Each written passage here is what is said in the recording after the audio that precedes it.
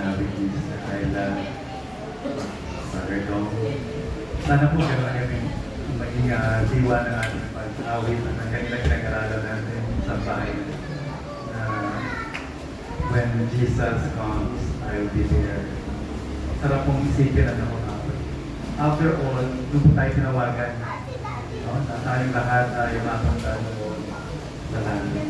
Happy Sabbath po mga kapatid. Ngayong umaga, patuloy po tayo mag-aaral ng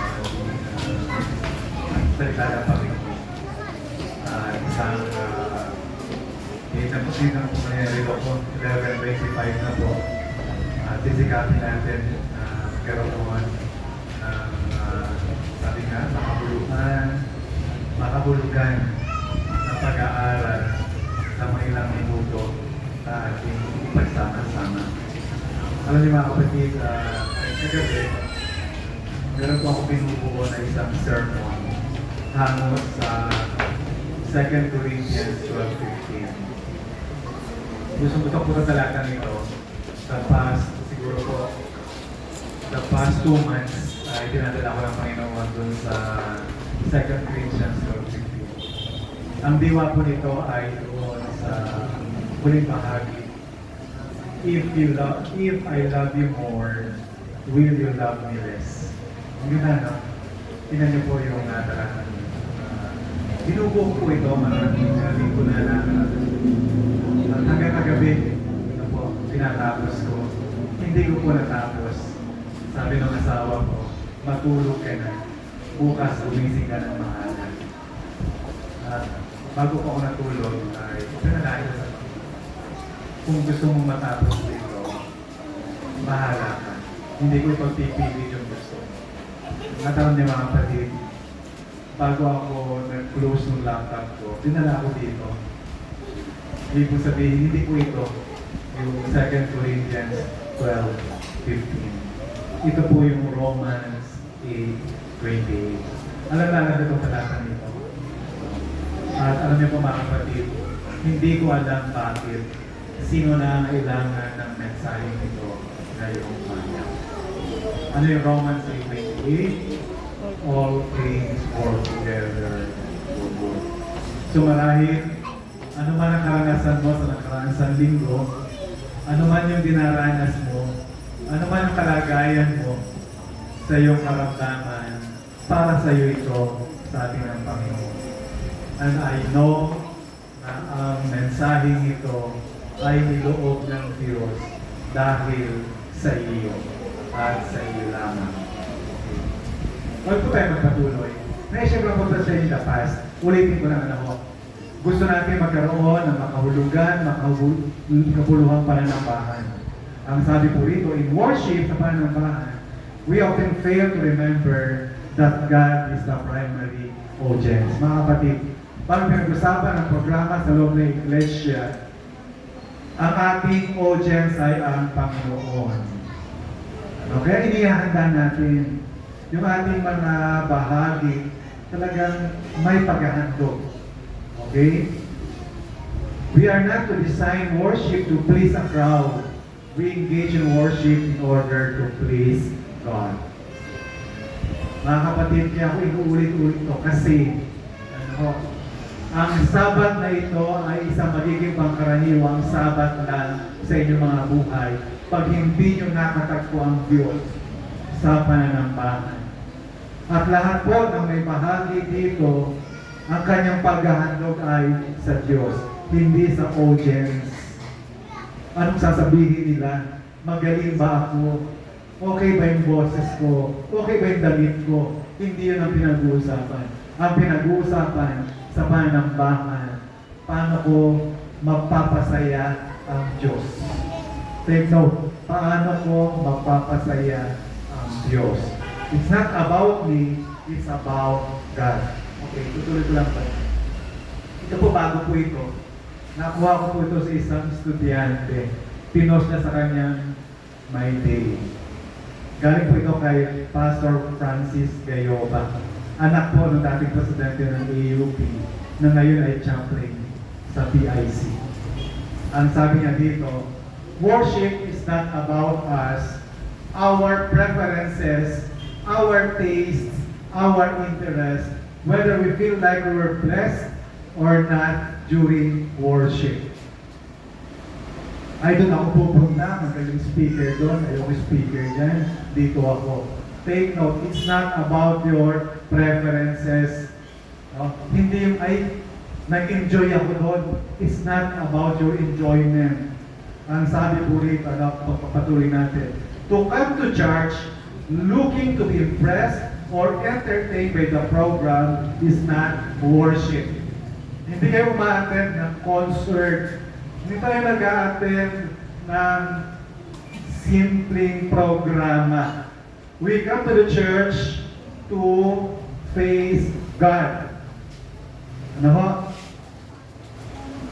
Na yung bahagi ko, no? Ipaglilingkod ko kung ano yung the best meron ako kasi I want God to be pleased with what I'm doing. That is the opposite of worship. No? Ang sabi nga nun, because that mindset is to maximize self and to minimize God. Hindi ka pumunta doon sa grocery store at titingnan mo, ay, mas masarap siguro ito kaysa dito. Ito bibilhin ko. Na ang sentro ay laging ikaw, kung ano mapapakinabangan ko doon. Baliktad. Habang binibigyan natin ng pansin yung mga sarili natin, nabababa naman ang kahalagahan ng Diyos. The core of worship is not the ceremony, the service, the liturgy, the songs, or the program. Worship starts with recognizing who God is. No? Nagpapasimula ka ng bahan pag nakita mo sino ba talaga itong Diyos na ito. Bakit ka nagbibihis ng maganda pag ikay pupunta sa simbahan? Di ba? Hindi naman tayo nagpapagandahan ng suot. Kaya mo ginagawa yan kasi kinikilala mo na iyong kakatagpuin doon ay ang Diyos na dakila sa lahat. Pag ikay naimbitahan sa Malacanang, ikay mag-iisip ng magandang damit. At sa panahon naman ng bahan, there's someone more than these earthly leaders. Kaya kung tayo ay pupunta sa simbahan, titingnan natin, itong suot ko ba ay magiging kalugod-lugod sa Diyos? Ako may magsusuot sa simbahan na yung kalahati ng aking balikat ay kita. Ay di ba? Okay. So, nagpapasimula pa ng bahan kapag nakilala mo who God is, His majesty, His grandeur, His love, His kindness. And when we see the beauty of who God is, we bow. Diba? Kung nakita mo, ngayon ang audience, tumitingin sa iyo ang Diyos, mawawala yung sarili mo. Ay di ba? Kapag inanyahan kumanta, at naandun yung nag-anyaya sa iyo, di ba? Pag nakita mong andyan na siya, ay binibigay mo yung the best. No? Kasi andyan siya, nakikita, tinitingnan ka niya. Our hearts are lowered in adoration, in thanksgiving and praise. When God is lifted up, we go down. Habang inataas natin ang Diyos, ang mga mananambahan, pag-uwi nila sa kanilang mga bahay, doon sa lugar na yon, kinausap ako ng Diyos. Dahil yung tagapagsalita ay ipinakita ang presensya ng Diyos, pati yung mga makikinig, mararanasan, mararamdaman nila ang Diyos. Okay. Alam po natin ito mga kapatid, no? Exodus 8, Kapitulo 20, talatang 8 hanggang 11. Alam natin, sa ulado natin, kadalasan, hindi natin nabibigyan ng sapat na atensyon kapag araw ng Sabat. Ay di ba? Pupunta ka na lang sa church, meron ka pang iniisip, meron ka pang gagawin, na alam mo namang araw ng Sabat ay para sa Panginoon.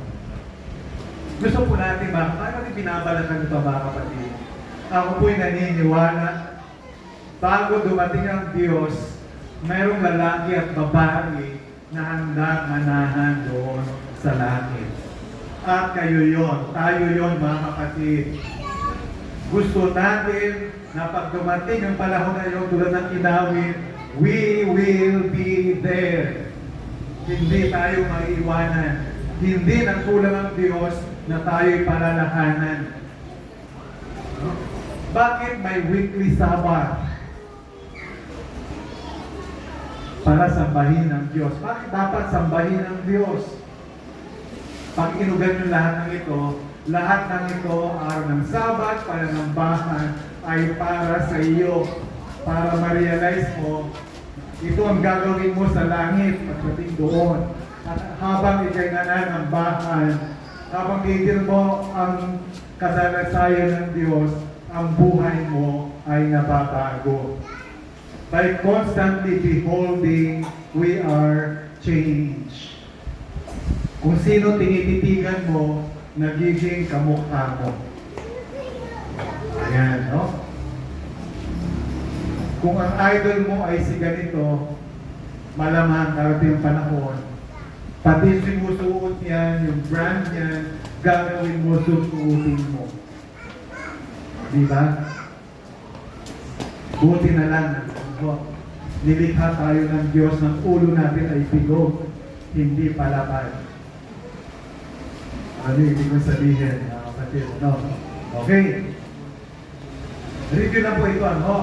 Mark chapter 2, verses 27 and 28. And he said to them, the Sabbath was made for man, and not man for the Sabbath. Kaya na po, ano?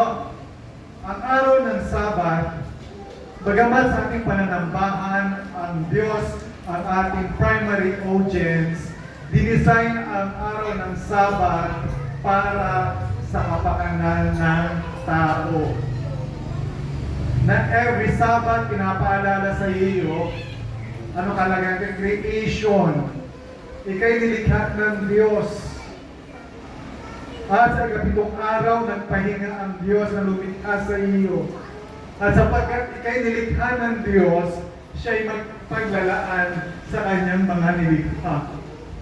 Nasa tuwing araw ng Sabat, gusto ng Diyos ipaalala sa iyo, nung nilikha kita ika'y perfect at dadalhin kita doon sa perfection na yon. Bagamat nilikha ang Diyos sa kapakanan mo, verse 28, ilan po ninyo?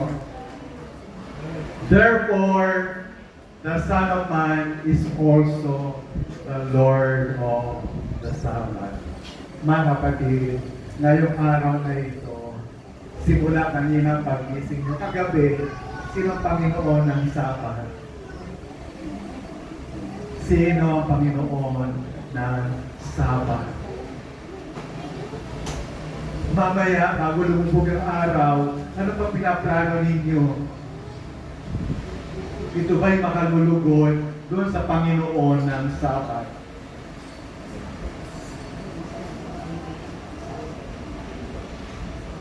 Okay. Intro pa lang yun, Sister Debbie. Sabi ni Sister Debbie, dahil iksian mo lang. Ito po ang ating paksa, mga kapatid. Kung sino ka man na nasa gitna na makaguluhan, sino ka man na may dinaramdam, na sa iyong pag-iisa natatakot ka, nag-aalala, ano mangyayari sa buhay ko. Siguro, niloob ng Diyos ng paksang ito ang ating pag-aralan dahil minamahal ka ng Diyos. Tayo po yung maboses sa pananamin. Ama namin Diyos, minsan pa, hinihiling namin ang iyong presensya sa aming kalagitnaan. Hinihiling namin ang Banal Espiritu Santo na siya mangusap sa aming mga puso. Na bagamat kami sa maraming panahon, samantalang mga oras at puno-puno ng karumihan at kasalanan, muli mo kami dinadala sa isang pagkaunawa ng iyong malalim na pag-ibig sa bawat sasa. Salamat o Diyos sa iyong walang sawang pag-ibig sa pangalan ng iyong anak na si Jesus. Amen. Amen. Tingnan po natin tatlong punto sa message po galing sa inyo mula sa talatang ito. Ang una po ay all things work together for good. Ano man naranasan mo ngayon, kagipitan, karamdaman. Sa Tagalog ay sabi nito, lahat ng bagay ay gumagawang mabuti. Gumagawang magkalaki sa ikabubuti. All things work together for good.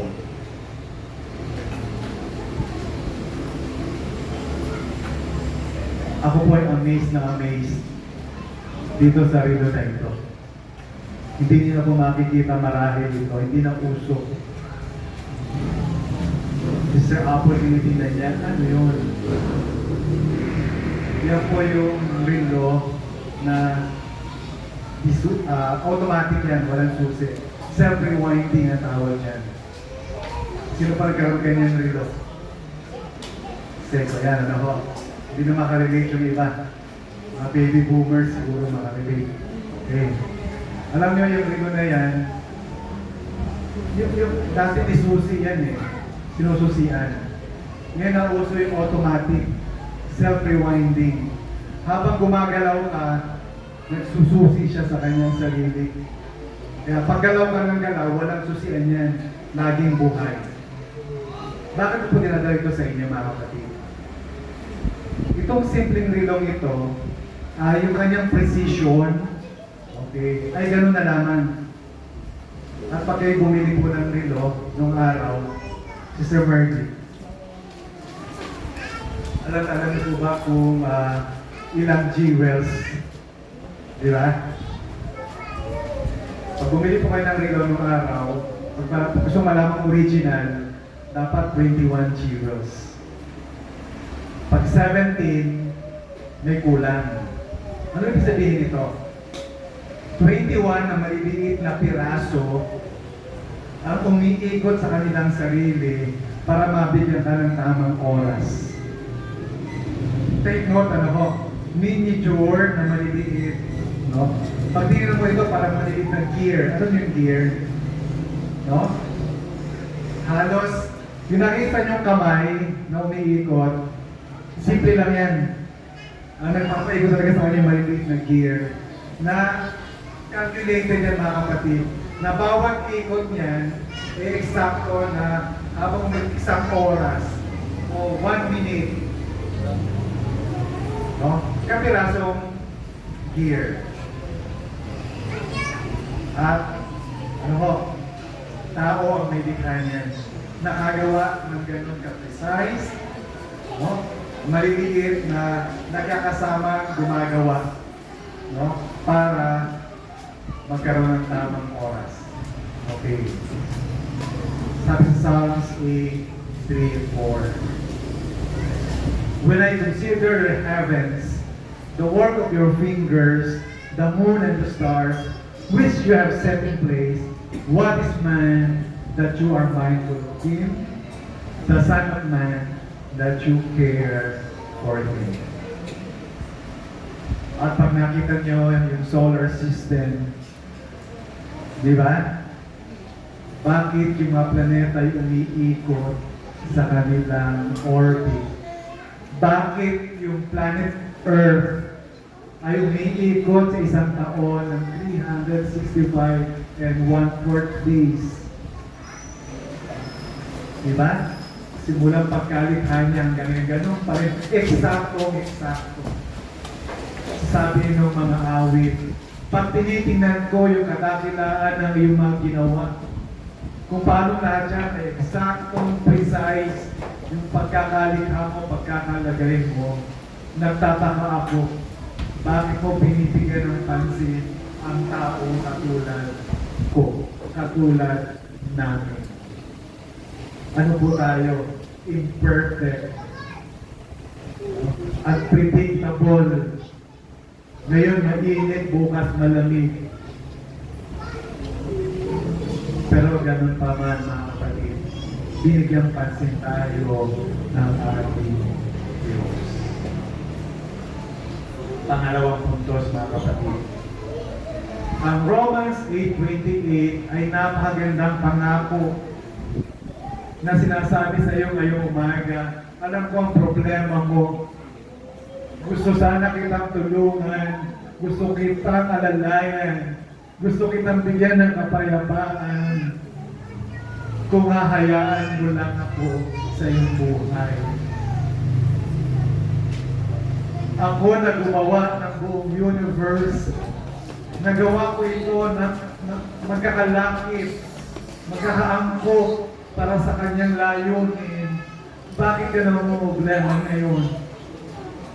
Pangalawang puntos, ang pangakong ito ay doon sa mga nagsisigilig sa Diyos. To those who love God. At ano ibig sabihin nito, mga kapatid?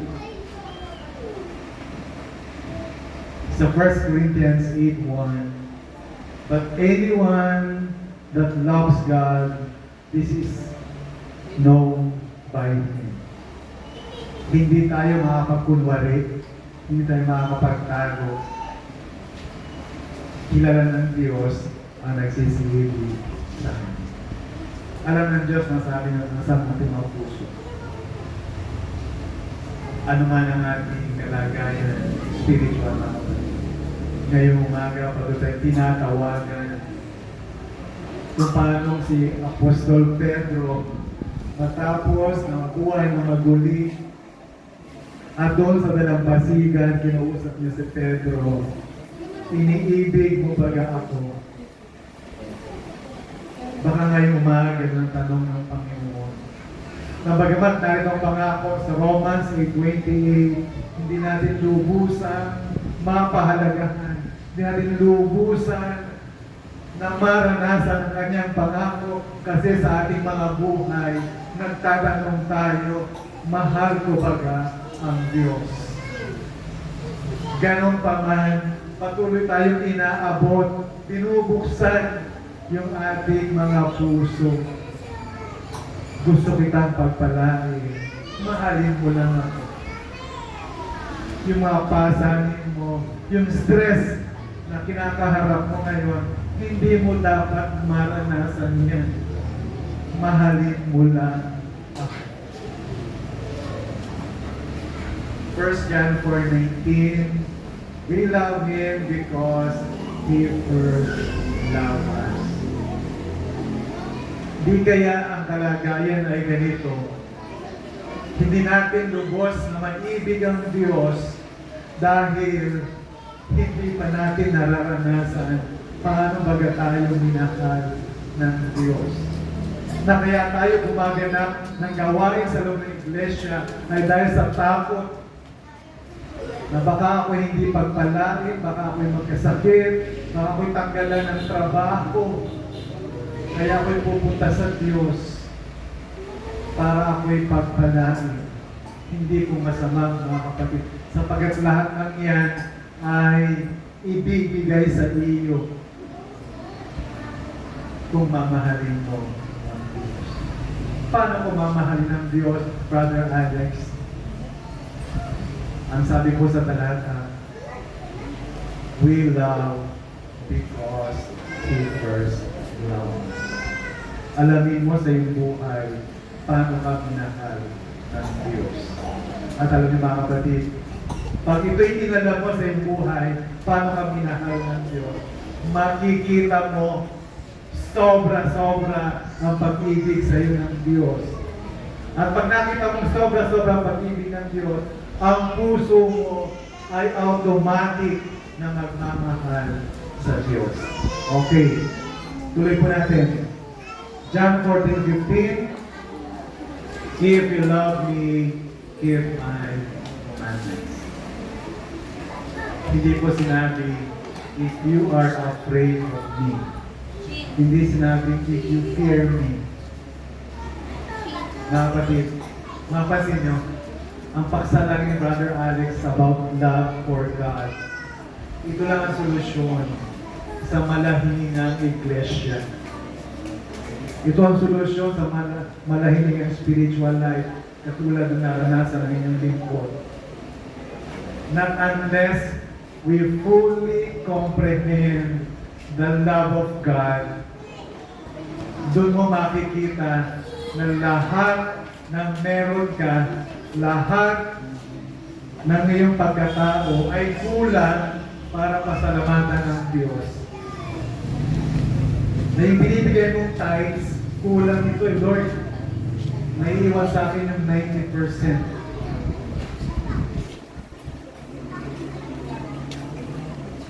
Okay, third point. To those who are called according to His purpose. All things work together for good. Para kanino? To those who love God. And ngayon, sa kanila na tinawagan sangayon sa kanyang layunin.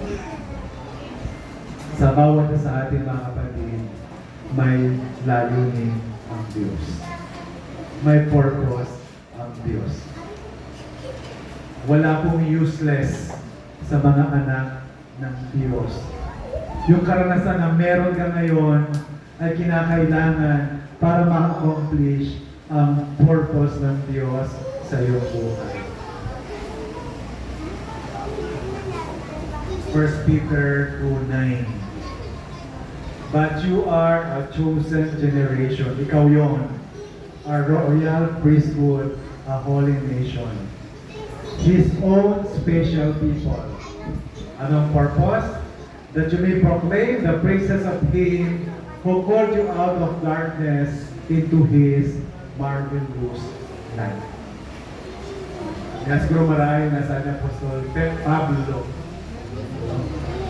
na yung aking buhay o kinabubuhay ko ngayon ay hindi para sa akin, kundi para sa kaluwalhati ng ating Panginoon. Gusto ko maranasan yung ganun iwa ng karanasan ni Apostol Pablo. Na darating yung time dahil patuloy mong nakikita paano kami minahal ng Diyos, lahat ng meron ka, gusto mong ibalik sa Panginoon. Yung 90% na naiiwan sa'yo, parang gusto kang ibalik pa. Kasi nga ganun ka pinagpala ng Panginoon. John 15:16, hindi kayo pumili sa akin, kundi ako ang pumili sa iyo. At itinalaga, no? That you should go and bear fruit. Mga kapatid, hindi lang tayo nandito tinawagan para sa araw ng Sabat. Hindi lang para sa midweek at Vesper. Hindi tayo tinawagan para lang sa program. Tayo tinawagan para magbunga. Ano bang bunga na pinag-uusapan dito? The fruit of the Holy Spirit, which is love, joy, peace, patience, kindness, long-suffering, etc. etc. Ito po layunin ng Diyos. Sa dinami-dami ng mga tao, ikay pinili. Why have you chosen me out of millions, your child to be? You know all the wrongs I have done. Pero pinili ka pa din. Lord, ang dami kong kapalpakan na pinagagawa. Kung alam mo lang, sabi sa'yo ng Panginoon, alam ko. Pero pinili pa rin kita. At dinala kita ngayong umaga para sabihin sa'yo, sariwain sa'yo, na meron akong plano sa buhay mo. Na lahat ng mga bagay na nangyayari na yan, naranasan mo, all things will work together for good sa ikabubuti. Those, no, who were called according to His purpose.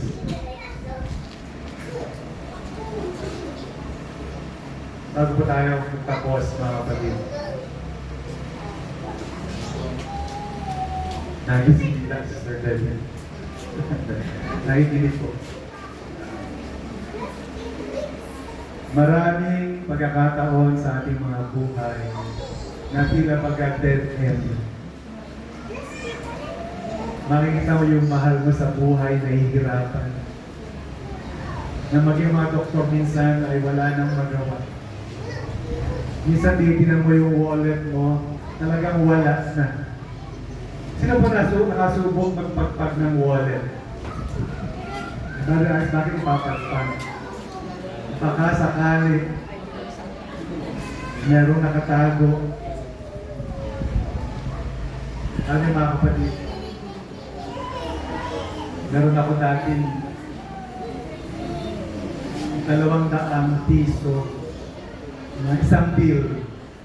Diba? No? 200 na isang bill na pinakatago-tago ko sa aking wallet. Alam niyo, pinakatago-tago ko sa aking wallet. Talagang last money. Meron po ako sa aking wallet, may secret pocket. Bakit kayo nauso yung secret pocket? Kasi nilalagay mo doon, pang emergency. Hindi ko gagalawin ito unless emergency. At kung mawalan ako ng trabaho, mga kapatid, 1 taon at 2 buwan, wala akong trabaho. Pati yung secret pocket na yun, wala na rin naman. Dati yung wallet ko, siguro, mababa ang 3,000 nasa wallet ko. Ngayon, tinitingnan ko, 0, wala. No? So, tatak-tak mo, baka sakali. Tatanggalin mo lang ng laman. Baka may secret pocket pa na iba. Sabi po ni Mrs. White, our Heavenly Father has 1,000 ways to provide for us which we know nothing. Those who accept the one principle of making the service of God supreme will find perplexities vanish and a plain path before their feet. Gusto kong pangawakan ito, mga kapatid. Yung mga material things na yan, panandalian lang yan. And God can work a miracle to provide for you. 1 year ago, mga kapatid, sabi ko, kailangan mag-prepare na ako ng retirement. 1 taon na lang, retireable na ang inyong lingkod. Ito, Panginoon, okay ba to? Partner tayo dito. At sinubukan ko, ayaw talaga. Hindi mag-take off. Panginoon, paano ito? At alam nyo, way back in May, may development sa opisina. Pagdating ng May, sabi sa akin, Alex, pwede bang tulungan mo kami dito? Sabi ko, boss, retireable na ako. Sabi sa akin, hindi, gagawa natin ang paraan. So in short, mga kapatid, ako, ngayong September, dapat retired na ako. In-extend pa ulit ako. At ang sabi sa akin, kung maging successful tayo hanggang 65. At hindi lang yan, mga kapatid. Pre-promote pa ako. So, mga kapatid, ang dami kong kwento para naglaan ng Panginoon. This is another story worth telling. 1 year ago, nag-iisip ako ang gagawin ko sa retirement. Pagka wala kaming pag-aaralin, meron kaming dapat kagasusan. At narito, meron pa akong trabaho. Hindi lang si Brother Alex ang pinag-alaanan ng Panginoon. Kapag uunahin lang natin, those who accept the one principle of making the service of God supreme Uunahin mo ang paglilingkod sa Panginoon. Lahat ng yan ay sasaayos ng Diyos. Romans 8:32. Siya na hindi pinagkait ang kanyang sariling anak at ibinigay para sa ating lahat, hindi ba lahat ng bagay din ay buong puso niyang ibibigay sa inyo? Hindi niya pinagkait ang kanyang anak, kaisa-isang anak, mahal niyang anak. Ano pa ang hindi niya kaya ibigay sa iyo? Sabi sa Romans 8:32. Kanina po last na po ito. Kanina doon sa prayer garden, sa online, yung speaker po nag-testimony. Ano nakapanginig? Wala. Sabi niya, bago bumaba yung curfew, during pandemic, anong oras po ang curfew? Hindi, before 10, 8 o'clock. Sabi niya. Nagmamadali siya umuwi dahil alam niya wala pang ulam. Wala pang ulam. Bibili pa siya sa palengke. Subalit kailangan niyang maghatid ng isang mahalagang bagay dun sa isang kapatid. Sabi niya, pagkagaling ko sa kanyang bahay, mamimili ako. Walang uulamin ang aking pamilya pagkaman meron ng sinain. At yung kapatid na pinuntahan niya, sabi niya, Sister, ang sama ng aking katawan. Pwede bang pakimassage mo lang muna ako? Hindi niya masabi, Sister, nagmamadali ako, bibili pa ako ng ulam para sa aking pamilya. At ang sabi niya, sige sister. At sabi niya, habang minamasahe ko si kapatid, Lord, sabi niya, paano yung ulam namin? Paano yung ulam ng pamilya ko? Baka sila'y kumain ng kanin na walang ulam. At sa kanilang pagmamasahe, mga kapatid, sabi niya, Lord, alas 8 na, wala na ako mabibilhan ng ulam. So in short, mga kapatid, umalis sila dun sa pagmamasahe. Wala na, sarado ng mga tindahan. At tama-tama, habang sila'y nakahinto dun sa may palengke, all of a sudden, sa isang tabi, may nakita silang isang malaking bangus. Sabi ng anak niya, Mami, fish! Fish! Nung tinanong niya, oo nga, isda nga. Paano na po may isda doon sa tabi? At nakita niya, yung isda ay may bawas na tila baga kinain ng pusa. Hindi na nakita yung pusa. Wala sila makita ang tao. Sabi niya sa kanyang anak, damputin mo, damputin mo. Alam niyo, sabi niya, dinampot namin, pag-uwi sa bahay, nilinisan, nilagyan ng tanglad, meron kaming ulam na bangus sa gabi niyo. Sabi niya, nakakatuwa ang kwento, pero totoo. Yung detalye, mga kapatid, balikan niyo po yung recording sa Facebook, sa online worship, kaninang umaga. At habang pinapakinggan ko, grabe ang Diyos na malaki. Minsan namin iniisip. Kaya marahil itong ating paksa ngayong umaga. Pinagtitibay muli ang ating pananampalataya. Hindi ko naman kailangan na makipagpatentero sa sanlibutan. Hindi ko na kailangan isakripisyo yung aking pananampalataya dahil sa nakapiranggot na pakinabang sa sanlibutan. Kasi ang Diyos ay naglalakad. Hindi lang sa pamilya na walang ulam, pati pusa marahil na kinabang din. Hindi nga lang maubos.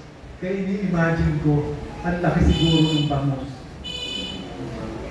At nasa pagka na pangailangan ng bangus. Sana po mga kapatid, narito ang ating Diyos na muli sinasariwa sa ating isipan. Ang lahat ng mga bagay ay magkakalakip na gumagawa isa kanilong kabubuti ng mga nagsisiibig sa Diyos at mga tinawag sa ayon sa Kanyang panukala. Purihin po natin ang Panginoon. Happy Sabbath po sa inyo.